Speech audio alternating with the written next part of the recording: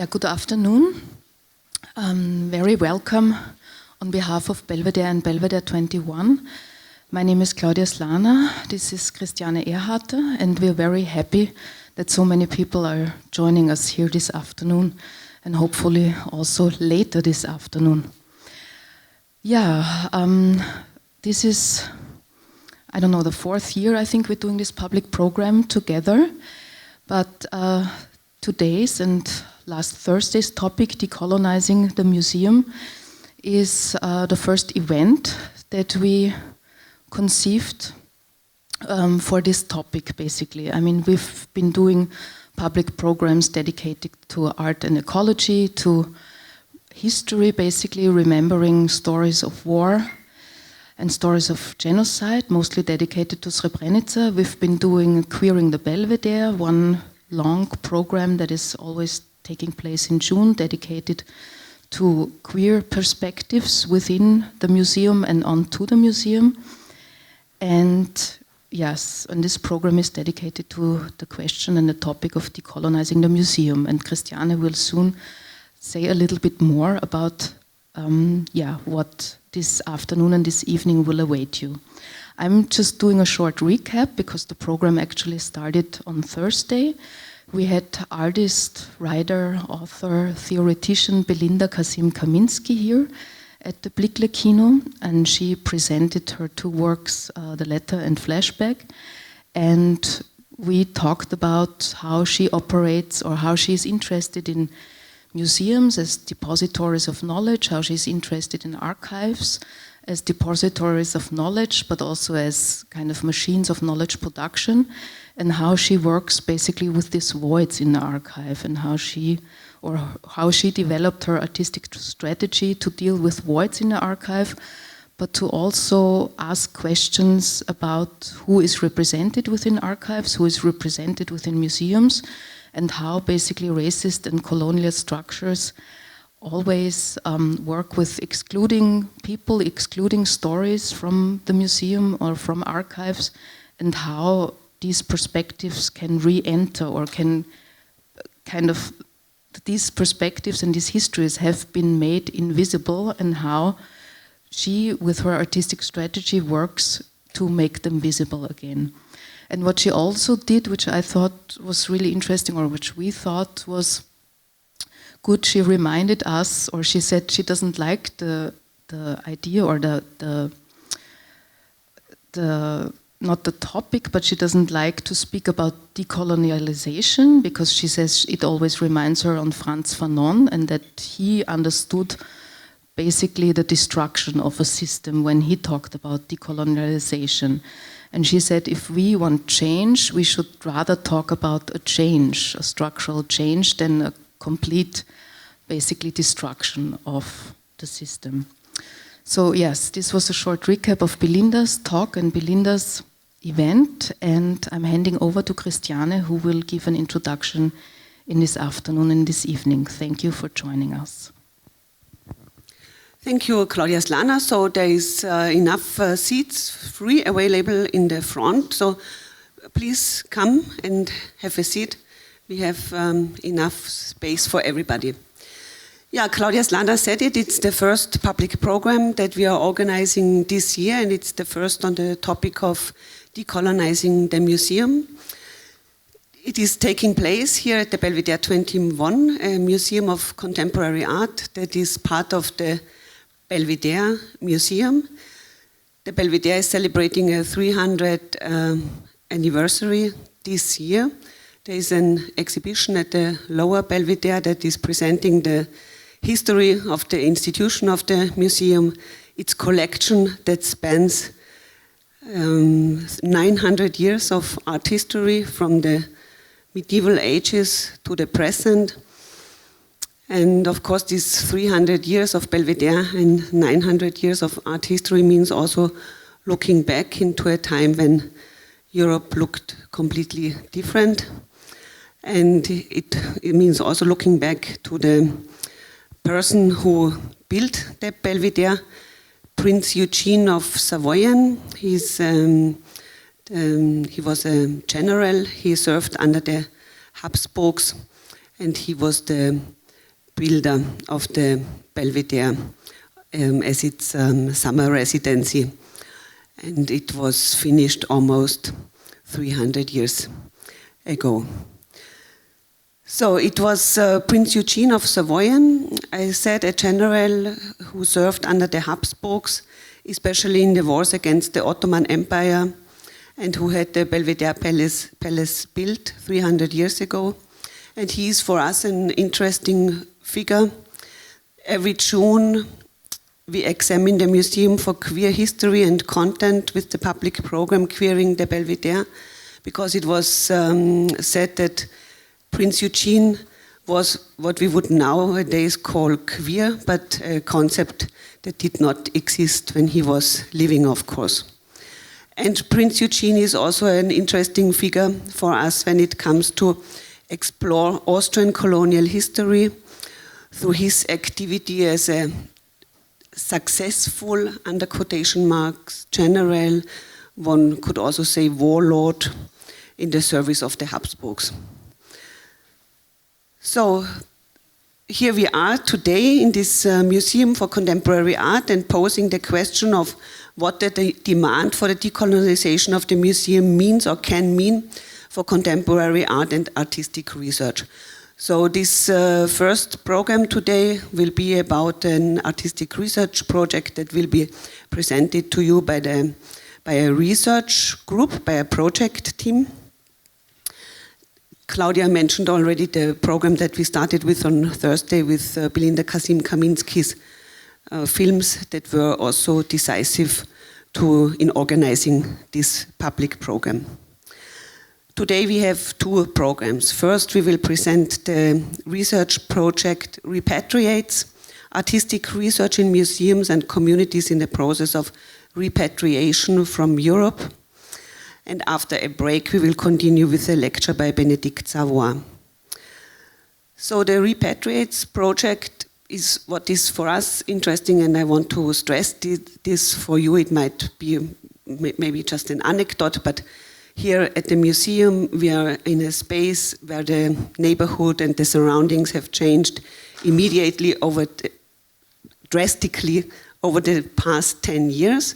We are doing here also community outreach in the museum, and we are stretching out to the neighborhood. And the REPATRIATES project is located at the Central European University, and this institution became a neighbor of the museum in 2019 when they relocated from Budapest to Vienna. So this is also some very local fact I present you, that the international research project is located in the very neighborhood of the Belvedere 21 Museum. What happens when major museums in Europe begin to return artworks from their collections to communities from which they were taken during colonization? The project team explores what is happening right now in several current international case studies of these kinds of repatriation requests. But they will present the project to you themselves.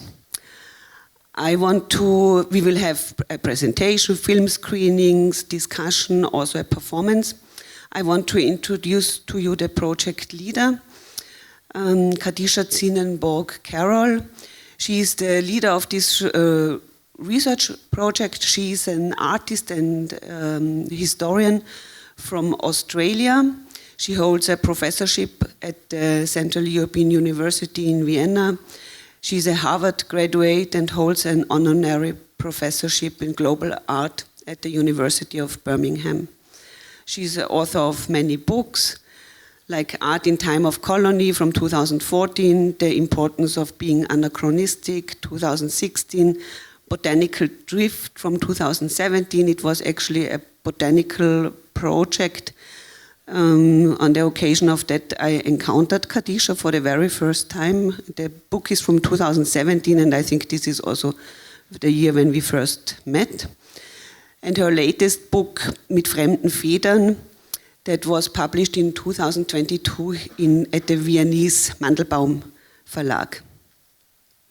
So Kadisha will present and introduce to you the research team. But before I hand over to Khadija, we will have a performance by Samson Ogiamian. He's also part of the Repatriates project. He's an artist born in Nigeria and has been working as a freelance artist in Graz for several years. So please give applause, and the stage is all yours, Samson Ogiamian.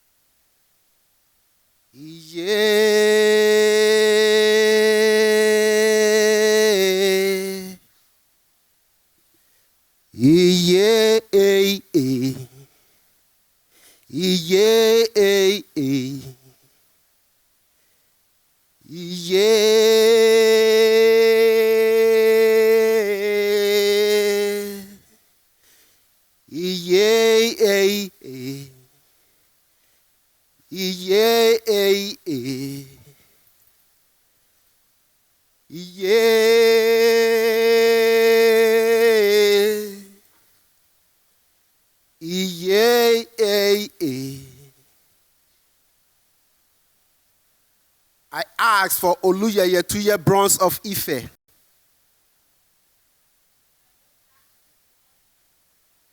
In Bonn. I asked for Ogidigbo Igbo mask of Benin. The moon says it is in London. In London. I asked for Dinkowawa stool of Ashanti.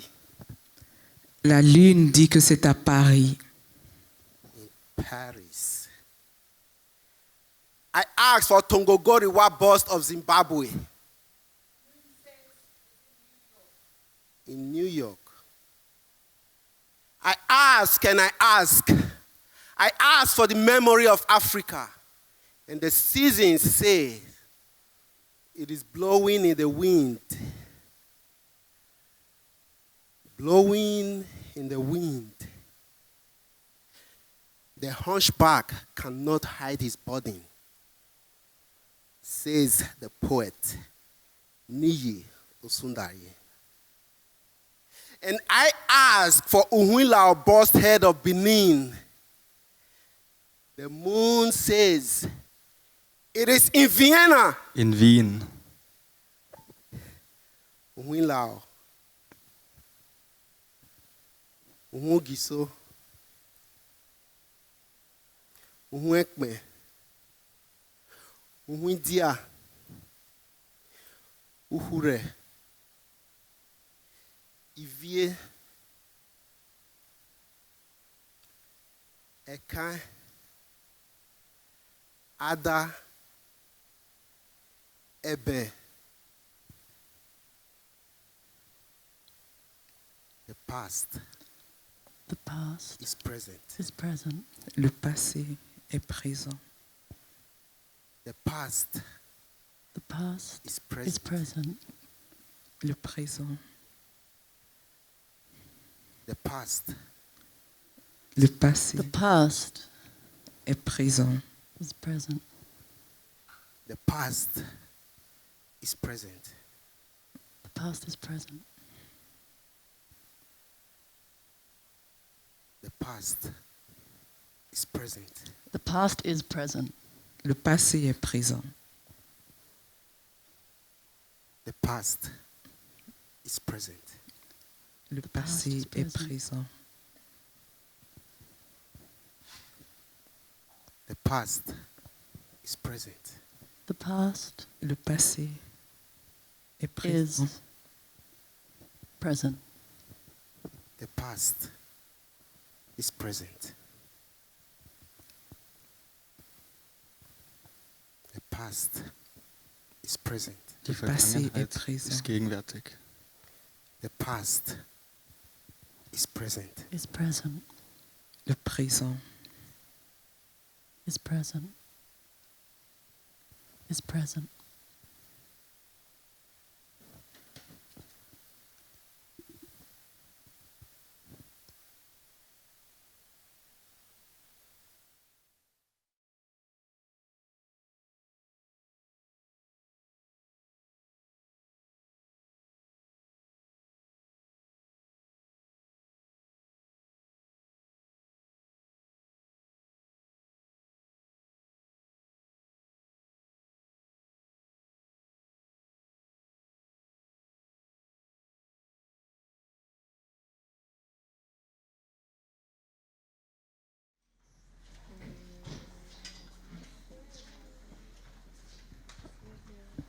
Thank you all for coming. I'm Kadisha, and Christiana already kindly introduced me. I would like to introduce the artists whose work you just saw. And Verena, whose film you saw just now, works closely with me at the Central European University on the project that Christiana also already introduced. She studied at the Academy of Fine Arts here in Vienna and then went on to a PhD at the UDK in Berlin, where she grew up. And this is the first in a longer series, and we will each talk about the works in more detail in a moment. Ade Falade joined us in Vienna from Benin Republic last year, also at the CEU to do a PhD. And she has a master's from the Sorbonne and from the University of Chicago, and has been working for over 10 years in Benin, documenting these cultural practices, which she will also tell us more about. Julian Reinisch is a filmmaker, is the CEO of Apex Film here in Vienna, also a neighbor just down the road in Argentinierstraße. They're a collective of young filmmakers who work a lot with artists, activists. They did the famous hack of the audio guides in the Weltmuseum last year, and work with a lot of scientists also, and actually Konstantin Korman, who's not on stage with us because he's responsible for making everything run so beautifully, is at the back and is also part of Apex. Samson Ogiamien is a bronze caster, a contemporary artist, coming from the Royal Guild of Bronze Casters in Benin City, based in Graz, working also as a conservator, and together with Oniricon, the theater company, what you saw in the first film. And finally, Bronwyn Lacey, at the end, is an artist who, like myself, moved to Vienna a few years ago, but from Johannesburg in South Africa. She was born in Botswana, and part of her practice has also been a collaboration with William Kentridge and the Center for the Less Good Idea, which I invited her to moderate this panel discussion, in which we will say a bit more about the pieces that you saw, and then we will also open up to questions. And wenn Sie Fragen auf Deutsch haben, kann ich gerne auch übersetzen simultan. Also wir werden dann öffnen zum Publikum nach einem Gespräch zwischen uns. Danke.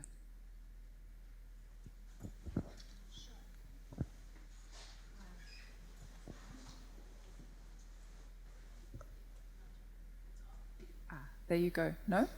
Is that working? Great. Thank you. It's lovely to be here this afternoon and to see the works in this context. I think that was a real treat. Thank you, Samson, for your opening performance, for setting a kind of stage, reminding us of the importance of performance in this particular topic and question. So I think I'd just like to kick off by asking each of you, perhaps in the order that we saw the films, to speak to the film a bit, to give us just a 30 seconds of context around this particular work, because I think what we need to recognize with each work is that it's part of a trajectory, part of a thought process, a making process, and this is just capturing a moment in your continual lived practice. So give us a little bit of context into how this particular film came to be.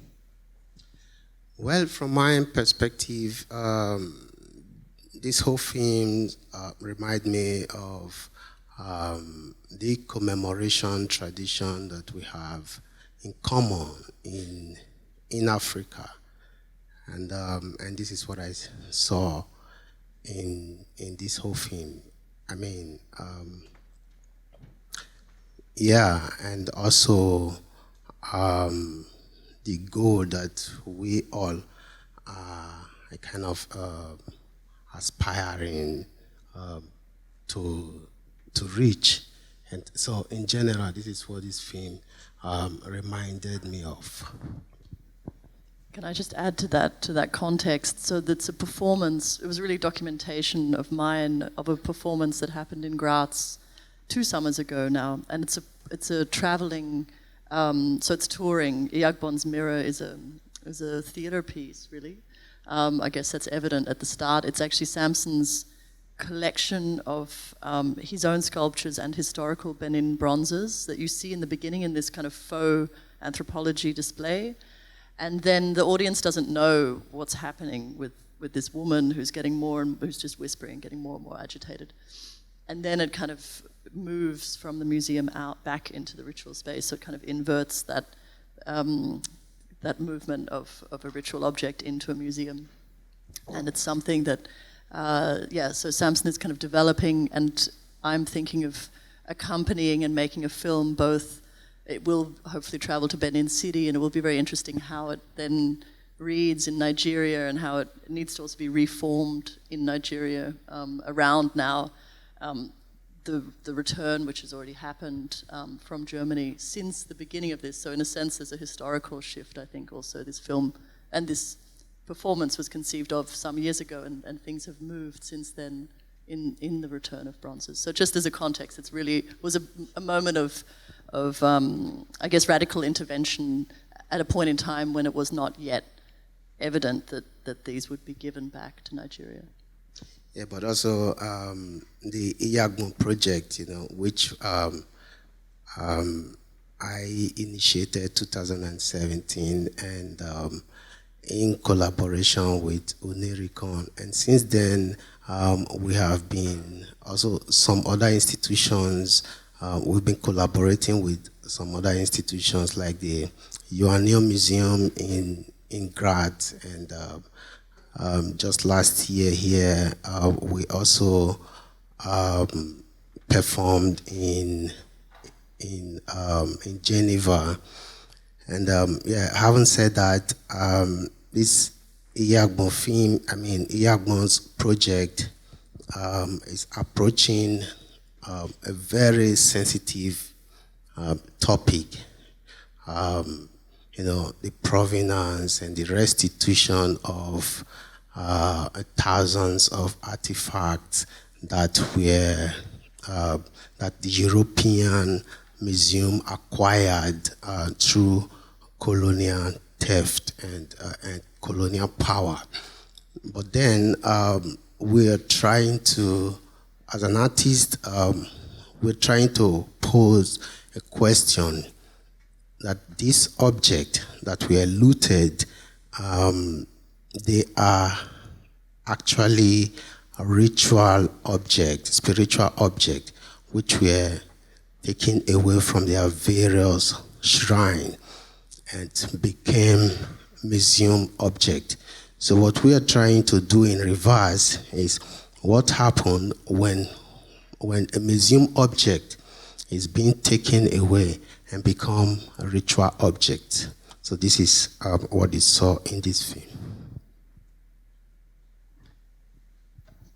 I guess we can say a little bit about Watunwa, the second film, which is also very much a work in progress and a first short, which we're making in Namibia based on the return of 23 artifacts from the Humboldt Forum, highly contested space in Berlin, back to Windhoek, and this was documentation of the return last year, and Julian and I and Konstantin traveled with the delegation from Germany that took these objects, subjects, belongings, however we want to term them, back, and the doll became one.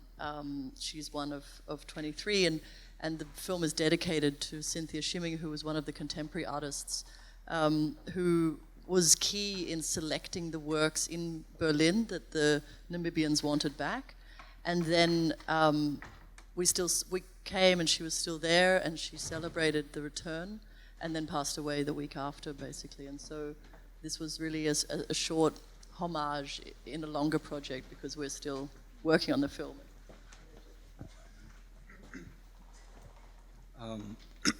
Our role in this whole thing is a bit of a role from an outsider because we're from Austria.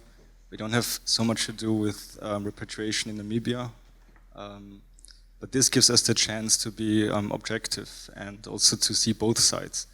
And it also have to be, it's very sensitive because depending on which side we are representing on the film, we shouldn't never forget the side of Namibia as well.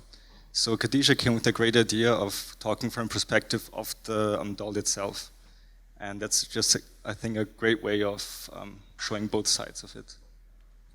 Next, we will also fly again back to Namibia and to continue our short as well.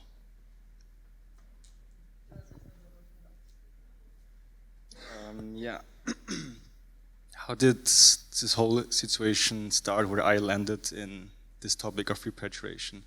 Like 3 years ago, a producer from LA in Mexico contacted me, and he told me about this headdress from Mexico which lies in Vienna, I've never heard about.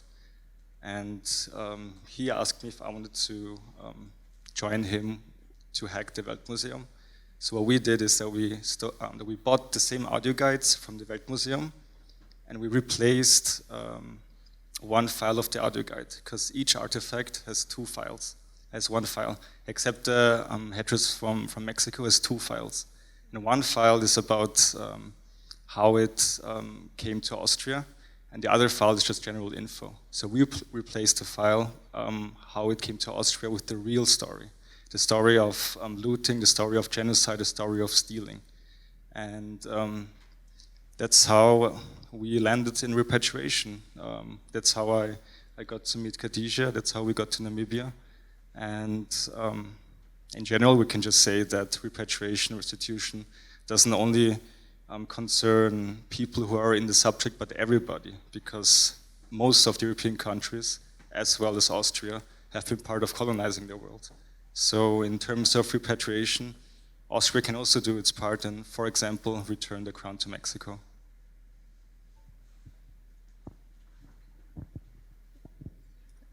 The third film that you saw is bits and pieces and parts of an experimental work that we did in Johannesburg at the Center for the Less Good Idea.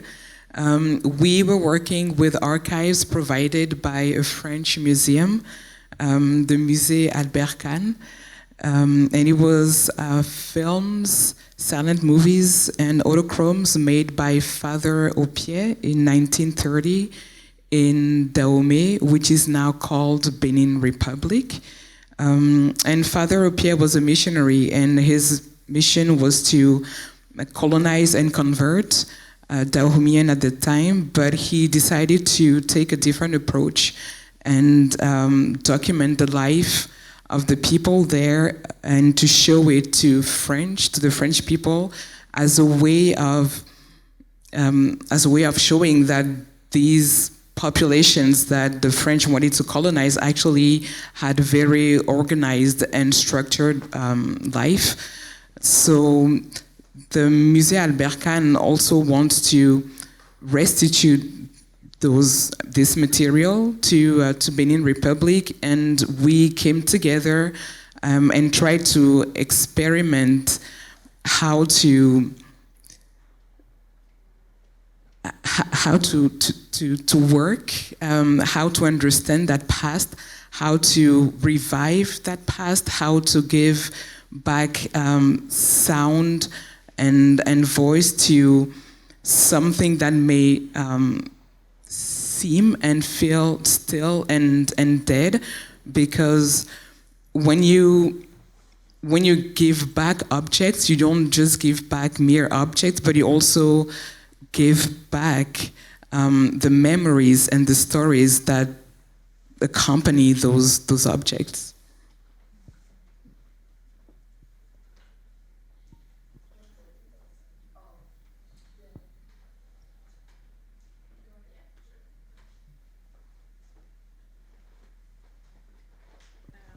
So my movie was the last one, and this is one of the first of a series about an alter ego of mine that exists since 2015, and it's called Pocahontas.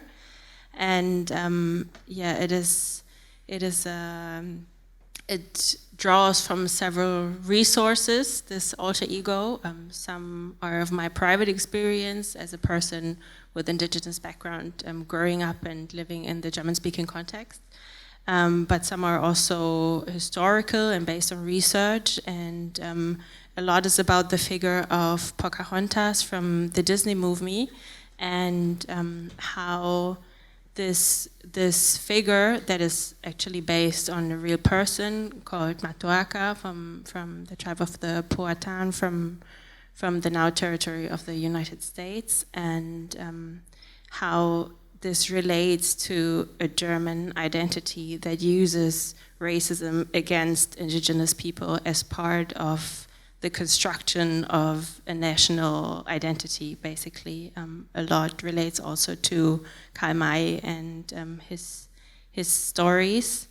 Yeah, so I'm trying, I think, to get into that contact and ask how I can negotiate, so to say, how these people that are not living anymore, how they continue to live, how they're part of a colonial imagination and racial imaginations and sexist imaginations of indigenous people, in this case specifically of indigenous people and indigenous women in the German-speaking context. Yeah, and how this has shaped me also as an identity. So this is the first part of an exploration, so to say. Thank you.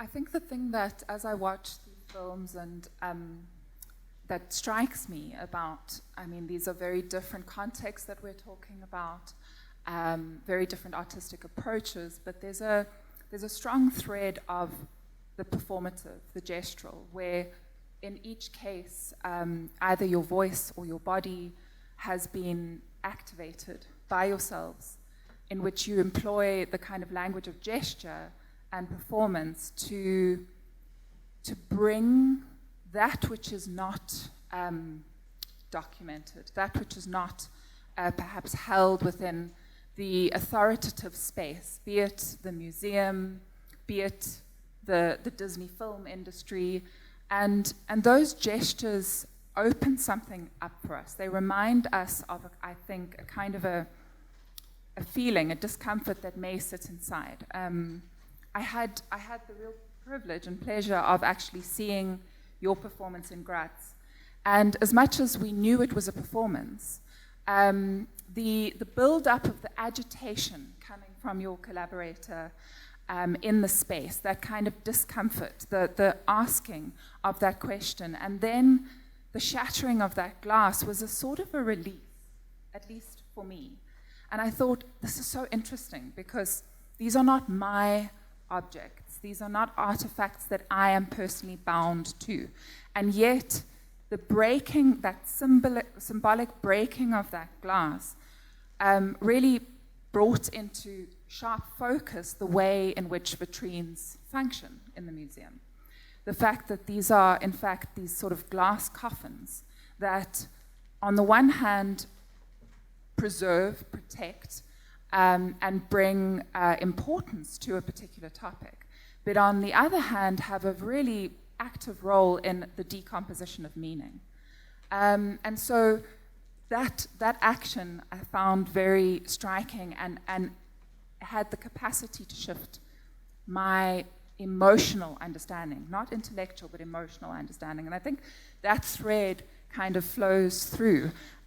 When, you know, John Smith's head is hanging from your belt, Pocahontas, you're no longer this kind of, this character that Disney creates. You know, my daughter was asked to learn the song recently because it's a song for voice that goes well, and she started singing it, something about, you think I'm just an ignorant savage, and you've been so many places, I guess it must be so. Now, at the end, it's talking about her connection to the land, but it's this romanticizing of the most atrocious, violent actions against her body. And she's even then given to John Smith. So there's a release there in imagining his head on her belt. It's an absolute kind of inversion of a version that we've been sold and that we've consumed so happily. So to have each of you talk a bit to how you use your bodies as these channels, I think would be really interesting.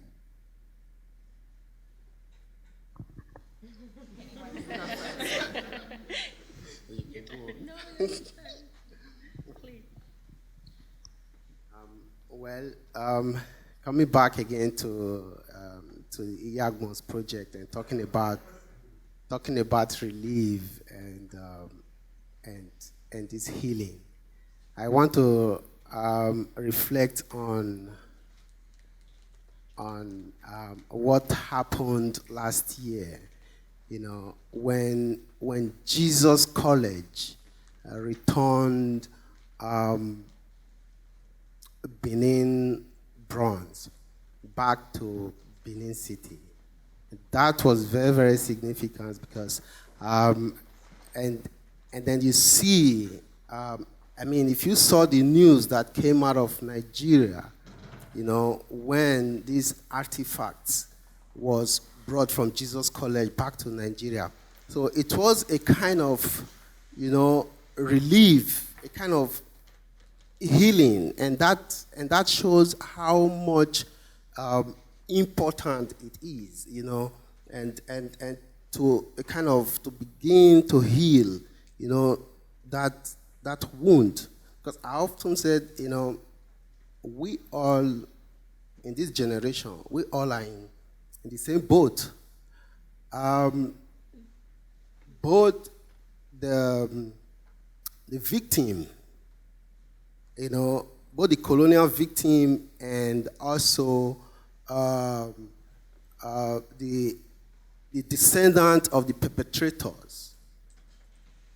We all need this healing right now, and for us to start working on that, we need to collaborate, you know, with artists, institutions, scholars, historians. So I will leave that for now. I can go on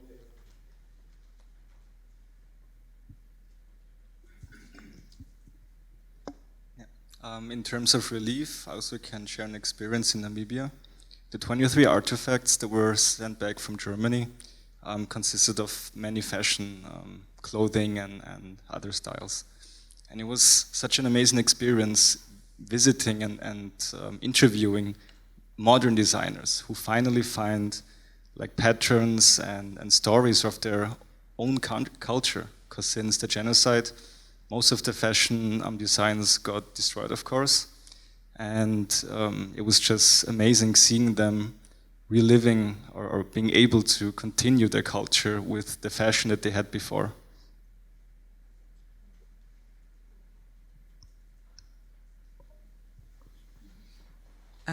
As a filmmaker, I think in terms of performance,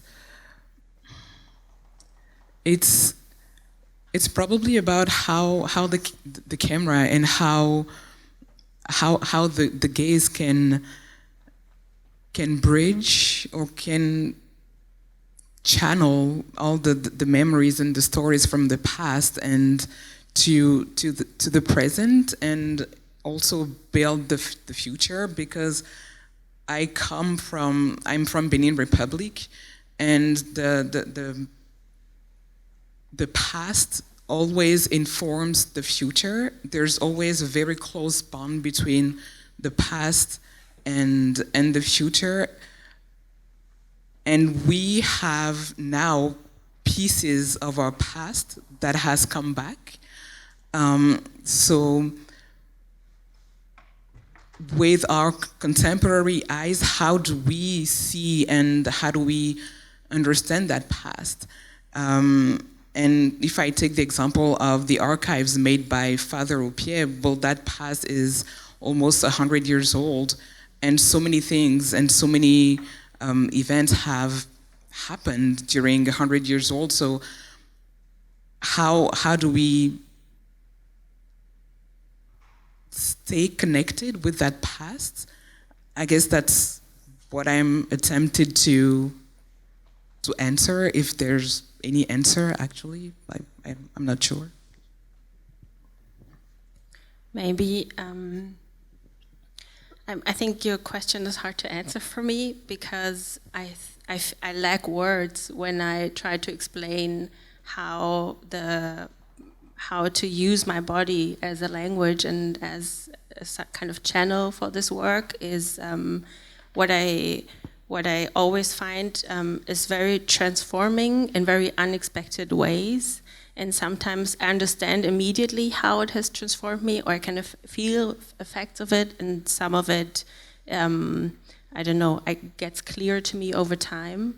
But I think we're very used that these, to deal with difficult topics, need to be rational and need to be done by science. And I'm not saying that this is not also a legitimate way, but it is also narrow, and it is also limited in its understanding. So for me to use my body for that path makes me understand on a different way, and I think it leads a lot to what you said also at the beginning. A lot is the search for healing, basically individual and collective healing, and how can we create and share aesthetics and languages that, I don't know, open the door maybe. Yeah. And sorry, I just would like kind of to respond. That's something that Samson said at what he last said about the Iagbo mirror being an object used for rituals and coming to Europe, becoming a museum object, and now going back and becoming again a ritual object. But I think my question is, can it actually become again a ritual object? And if I take the example of the restitution that France made to Benin Republic in November 2021, the objects that were returned came from a particular context, which was the colonial war. So they were identified as looting. They arrived in France and in Europe, and they became museum objects. And now that they have returned to Benin, they are still considered as being museum objects when they were never meant to be actually museum objects. So what does the nation do with those objects? And I think that the artistic approach can suggest ways and new usage of those objects. Thank you. Do you want to respond? Yeah, that was also a very good comment from your own perspective. My opinion in terms of restitution, I am not saying that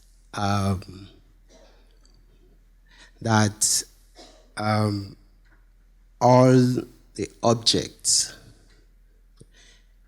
should be returned, but there are some particular objects, like some few ones that I just named during the performance. So there are some objects that represent our identity. So leaving those objects in a foreign land, it's a kind of torture mentally. You know, like I said, there are spiritual objects, you know, and there are some of the objects which are meant just to design the palace. And beside, not just the physical aspect of it, but the spiritual aspect of it and the mental aspect of it. And this is very, very important to us, not just from the Benin people, but African continent. You get it? Because when this object, like I said, when Jesus College returned this object, there is that joy, overwhelming joy. You get it? Just imagine that the institutions in Europe, the museums, are being robbed of their archive. So you understand what that means? So these are our archive. You know that we never had a written script. So how we tell our stories are through this object. So returning some of this object will mean a lot to us. So I think what this conversation is pointing to is also the kind of complexity of the situation, and that each situation is unique, and in fact, each object is unique. And perhaps I can speak a little bit to the workshop that happened in Johannesburg in August last year, that Khadija and Ade were a part of, in the context of a space like the Center for the Less Good Idea.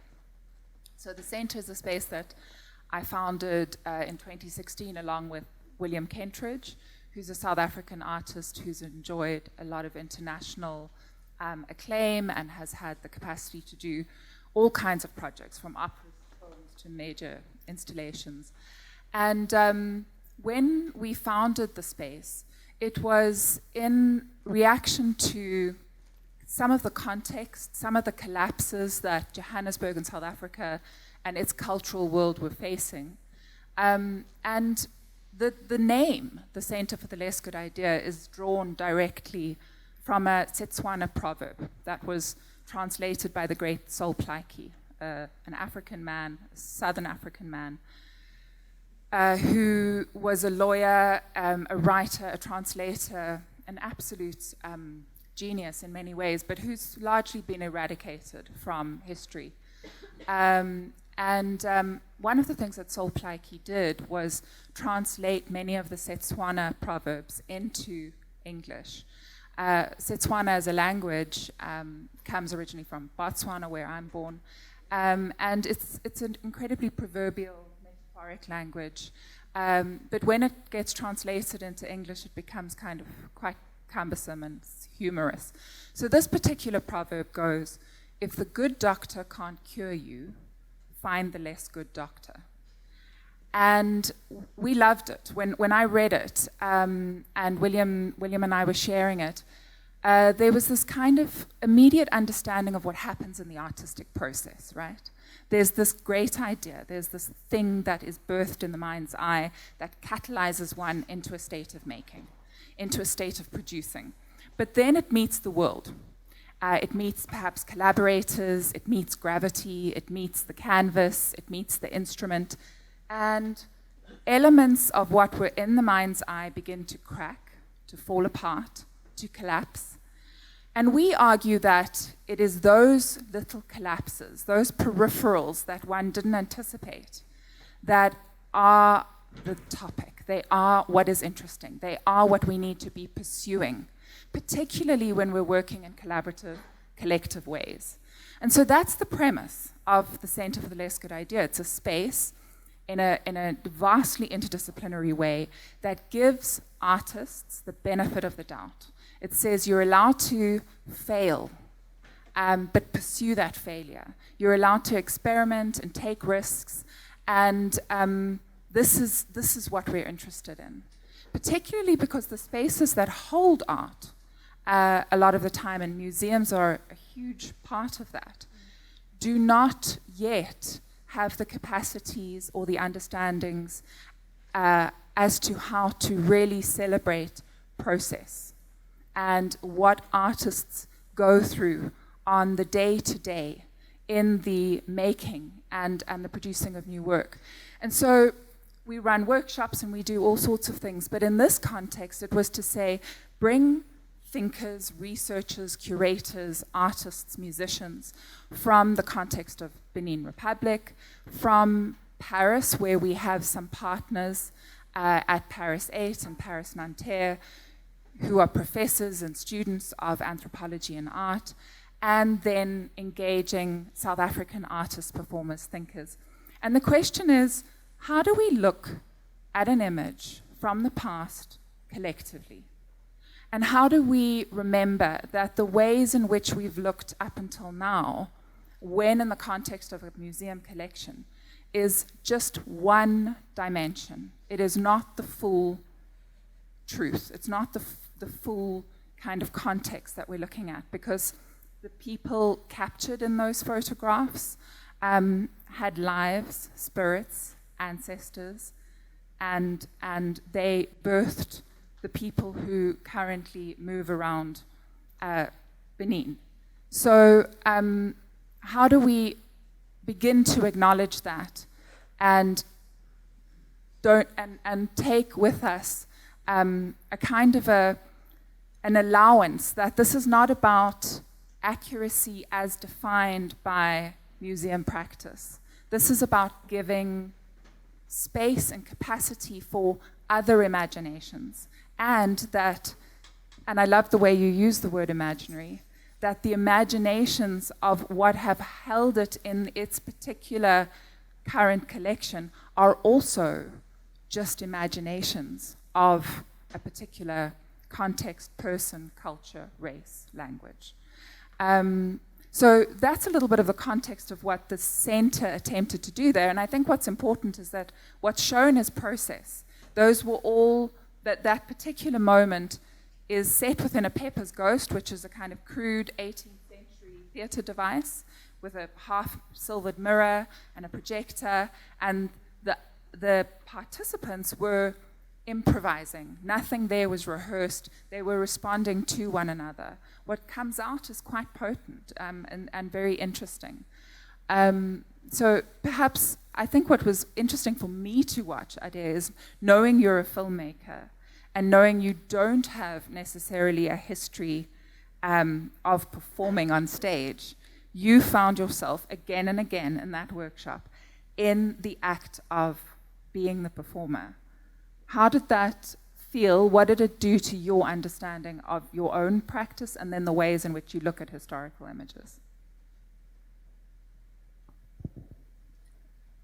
I think it changed the way I look at historical images, because when I was responding to Tulani, and I was pretending to be either the wife or the husband or the child on the picture, it forced me to go beyond what I see and try to contextualize the picture that was taken and try to bring back, at least in my own head, sound, smell, color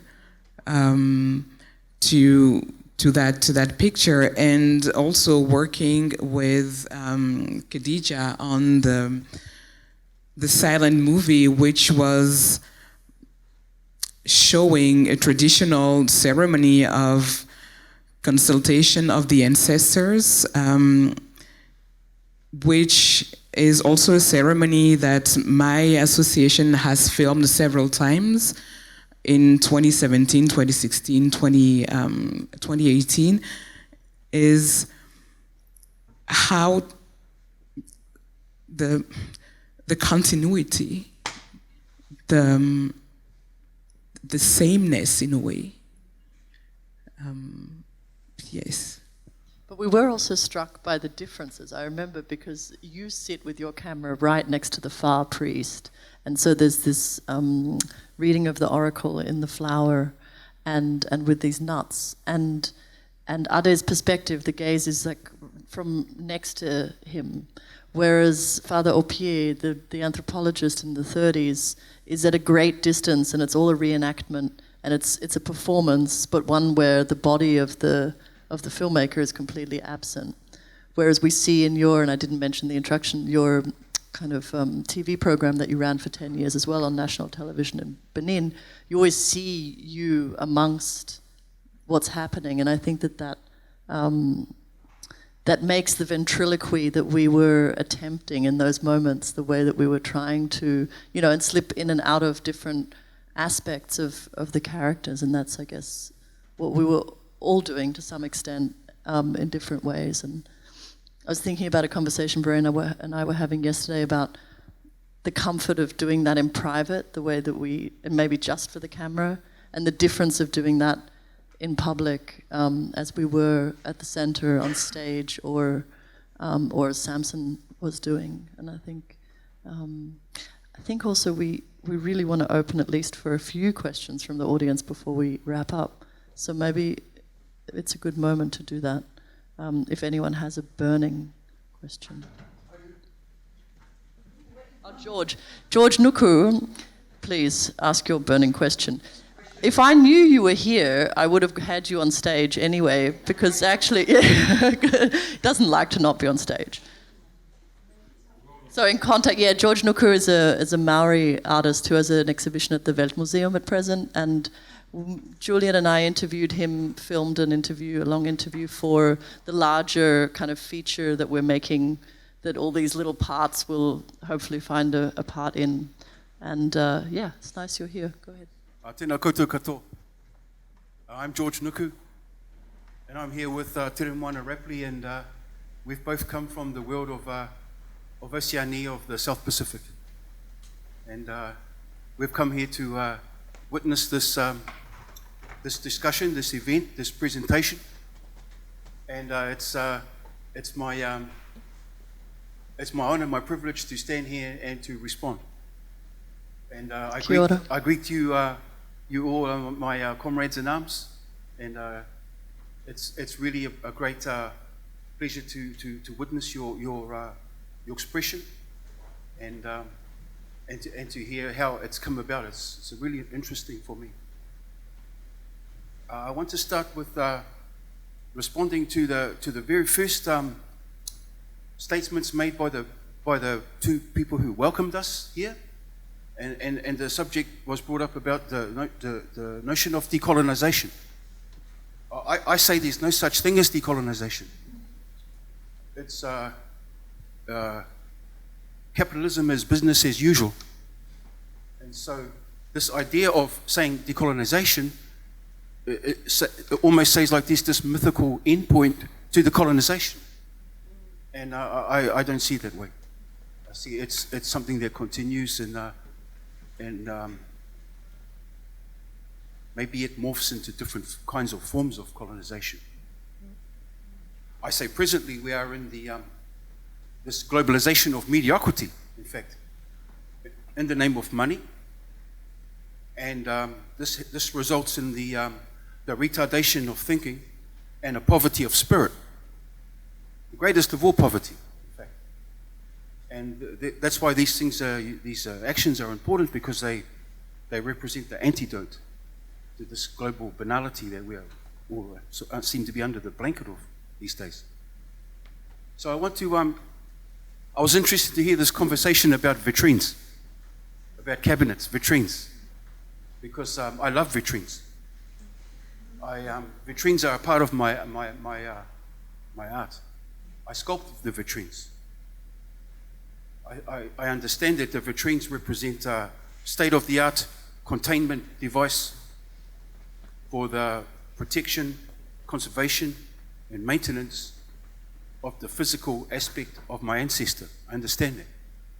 That's the museum's role. They are as custodians, as my ancestor is placed in custody, in the custodians of these places, held in trust, that the museum is responsible for the physical aspect of my ancestor with this vitrine. I understand that. I understand also that, like you people in front of me and myself, we are responsible for the metaphysical maintenance of the ancestor. In other words, everything that surrounds my ancestor, I'm responsible for that. And I say respectfully to the museum, you don't know anything about that. And that's okay, because that's not your job, that's my job. And together, we can work in partnership. Together, because that way it's made clear that the museum is not in possession of the full knowledge of my ancestor, because position is linked to knowledge, and if you're in possession of the knowledge, then you are the authority. And that is, the authority is under question here. Who is the authority? So I think it's clear that it's made clear who's doing what in the relationship. Now, I was glad that you brought up notions about the complexity of all of this. Very complex, and that, you cannot judge. You cannot judge it all in a blanket statement, say, of repatriation or restitution. That's really, in fact, that's kind of oppressive. I'll give the example where I come from. Of course, in the instances of theft is theft in anybody's game. If there's theft, then theft must be addressed. However, in the subject of repatriation, I think, hang on, we're going into this kind of territory that I find quite uncomfortable, and that is that the conditions of the returns are returned under certain conditions, which is like saying, you stole my car, we go to court, the judge judges in my favor that you stole my car, I get back my car only if I can prove I have a garage to put my car in. This is kind of, what is this? What I'm trying to say is that in some ways this whole business is a line that the institutions return to institutions. I'm saying, why can't we entertain other narratives and other opinions and other views alongside this dominant view? And what I mean by that is that the treasures are returned to the communities. In doing that, what is to stop us as the communities from taking our ancestor and putting him on eBay that afternoon? Or in fact, renegotiating with the Wealth Museum as an example of, they returned the treasures to me in the morning, and I've renegotiated the resale back to them by that afternoon. Because that would be my right as an agent of the changes, because the line between the victim and the agent of the change is a very nuanced line, very subtle line. And the worst thing that for me is to occur is when there's only one narrative. This idea that there was these bad guys come along and these poor good guys, and they took this stuff. It's like you said with the Pocahontas, it's very Disney. And in fact, in the case of Māori people, I mean, this is the crazy thing about it. The changes came, and they in turn motivated the changes within the communities, that they waged war on each other to take each other's treasures, to trade with the Pākehās, with the white people, the British mainly, and all the other Europeans. So the treasures are already contested before they even get here. So all I'm saying is that it's important for us to also bear in mind the pragmatic nature of these things, and that because our ancestors were pragmatic people as well. They were acting in the interests of survival, and families fought families, and clans fought clans, and so forth, because that's what people do.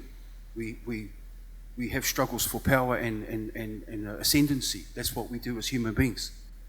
And the exciting thing for me is always going to be, well, what is the way forward? What is the way forward for us?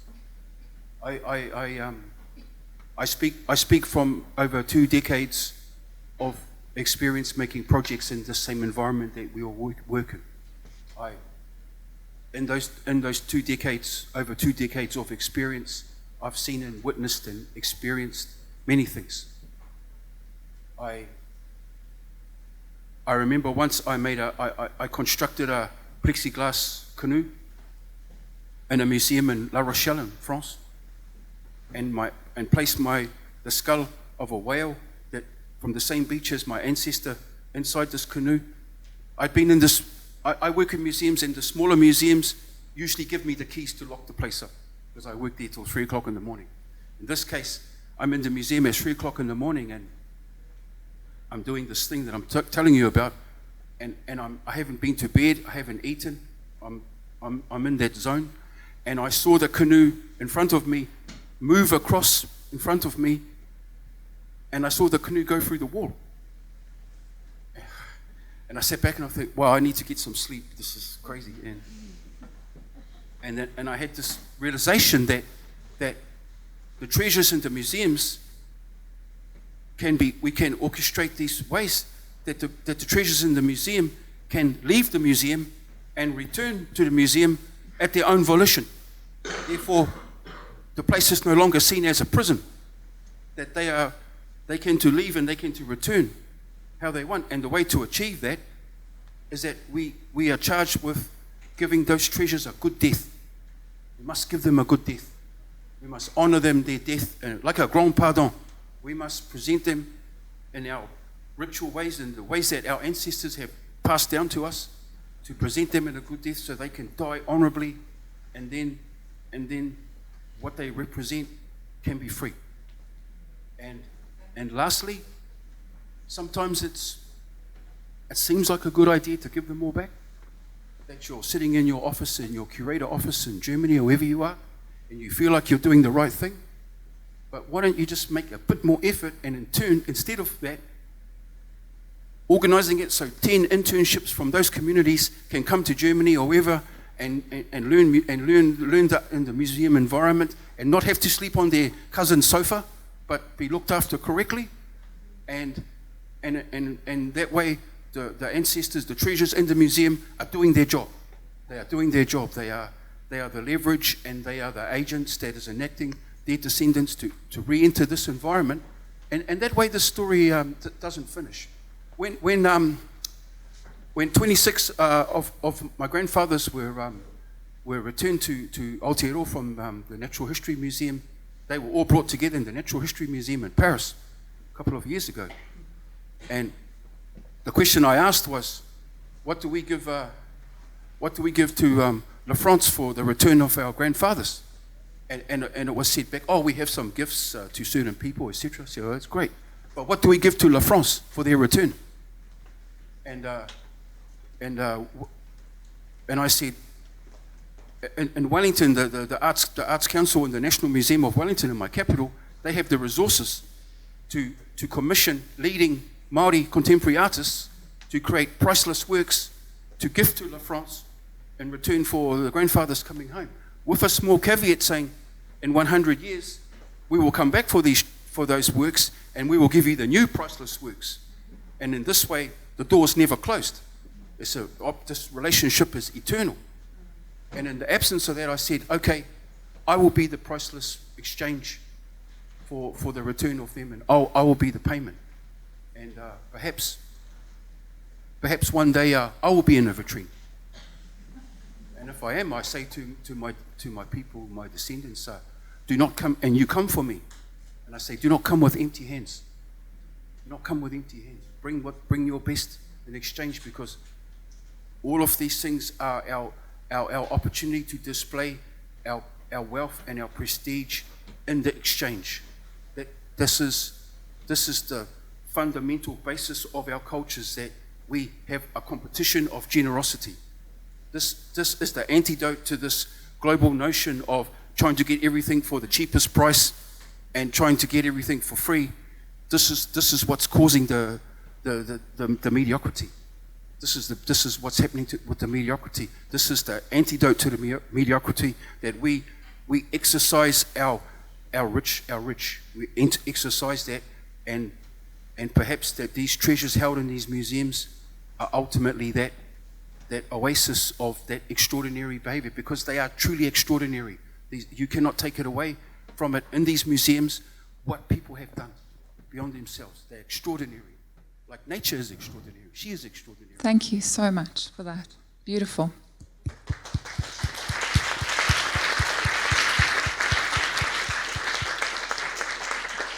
I know we want to give time, a bit of a break and stretching legs and getting in of caffeine and the rest before the next event, which is one that we're all very much looking forward to. What is the time? We have one more question. Great. We have capacity for that. Yes. Thank you very much. Yeah, it works. So I think I will kind of try to tackle a bit another dimension, contradictory to what the previous speaker said. I'm sorry, but this is something that I wanted to bring up. I'm coming from Ukraine and I'm studying restitution in Ukraine. And you know that now, during the current war, more than 30 museums in Ukraine were plundered by Russian troops. And this cultural loss is aggravated by the fact that during World War II, more than 2/3 of the former Soviet Union losses was actually losses of Ukraine. And when the restitution process happened, they never returned back to their communities. As many artifacts from non-Russian republics, they ended up in the Hermitage. And basically we are in the situation, there's also no authority. I mean, we cannot, so this restitution actually occurred, but it was only formal occurrence. And also in the way that now we cannot count on kind of calling international court or something like this to get these objects back.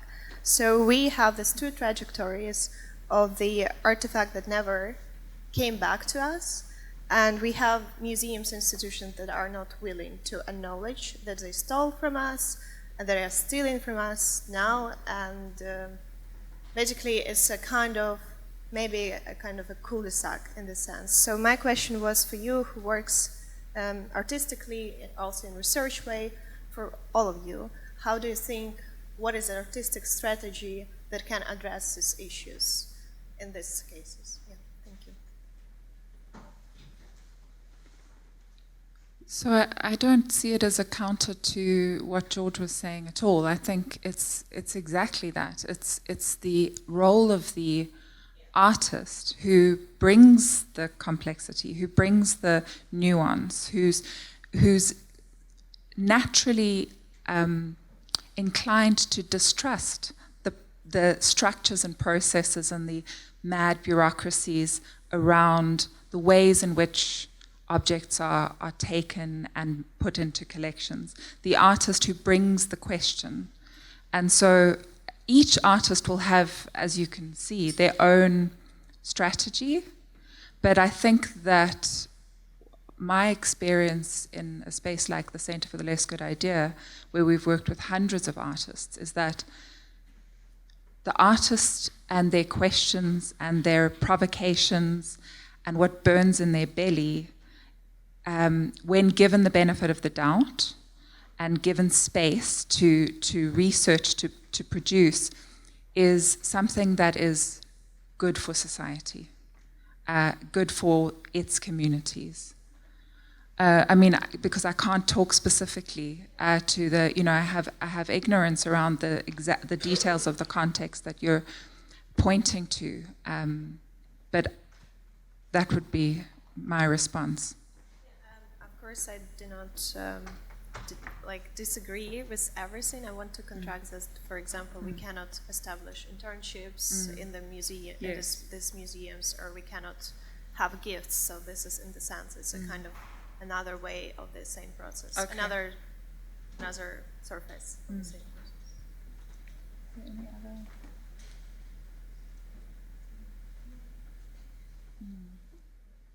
It's thank you for sharing that, because it isn't I think this is going on today, right? And it's absolutely both devastating and also so seminal that we understand exactly these the results of these things. And it's I think, always in these conditions that those objects, those histories, those individuals who threaten power most will be eradicated, muted, silenced.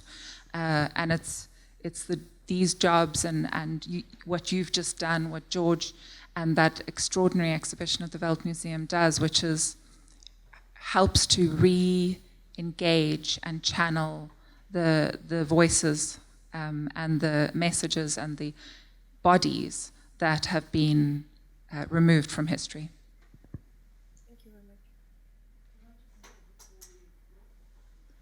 Before we wrap up, I know, Christiana, that's it, right, for questions, basically? We have time? Do we want, is there, if anyone else has a burning question, Yeah, that's not an essay. There's another comment, question. Otherwise, we can all talk over good. a drink outside. But I wanted to thank Christiana and Claudia, particularly the curators here at the Belvedere 21, for putting on this program and for having this kind of brave dive into a very sensitive subject, and for being such a pleasure to work with and allowing us to come with our works in progress, which are really not as finished and much more also sensitive to share than some finished things. And I think this was a wonderful, always learning process also for us as artists to be able to see our work in such a beautiful space. And and thank you obviously to my collaborators for being also so wonderful to work with. Thank you to Bamaken for all the music and all the ideas, and to Konstantin Korman for making everything so smooth and sound so good. And join us for a conversation informally outside before Benedict Savoy. Thank you.